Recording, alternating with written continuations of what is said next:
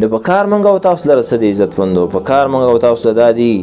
چې په دې ورځو کې خپله خاص کر ځوانان دې ته ضرورت ونه لرو چې بل څوک راته نصیحت وکړي، خپله بس عاقلانې خپله دغه بډې وو او دغه نیک اعمال په دې ورځو کې وکړو، خوشحالي هم وکړه، یو بل ملګري سره هم لاړ شه، هلته خوراک څښاک هم وکړه، فرض لمونځونه هېر نه شي، پام کوه ډنګ ټکور وانه اورې، پام کوه چې نشه ونه کړي، پام کوه چاته کنځلې ونه کړي، پام کوه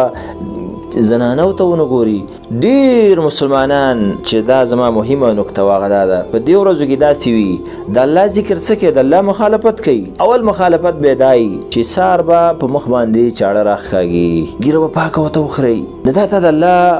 مخالفت وکړو که د هغه خبره دې ومنله، آیا په دې باندې به الله راضي کېږي او که نه په دې به انسان نه الله ناراضه کېږي. اول خو دا نافرماني پکې وکړو. دویم دا دی چې ډنګ ټکور دا ځوانه طبقه چې زه یادوم چې دا د امت سرمایه ده او په دې ورځ باندې د الله ذکر فرض مونځ څه کوي چې هغې ته لاړ شي، هغه به لکه چې معافي دې ته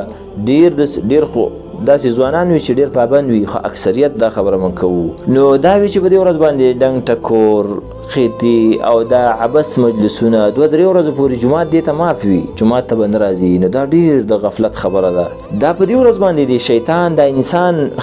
ښکار کو، هغه د الله خوشحالي در باندې په غم بدله کړه، خو ته په ځان باندې خبر نه یې، ته په غم باندې واخوتلې، په مصیبت باندې واخوتلې، تا نه دا تمه وه چې ته به د الله عبادت وکړي، تا نه دا تمه وه د الله ذکر به وکړي، دعاګانې به وکړي، الله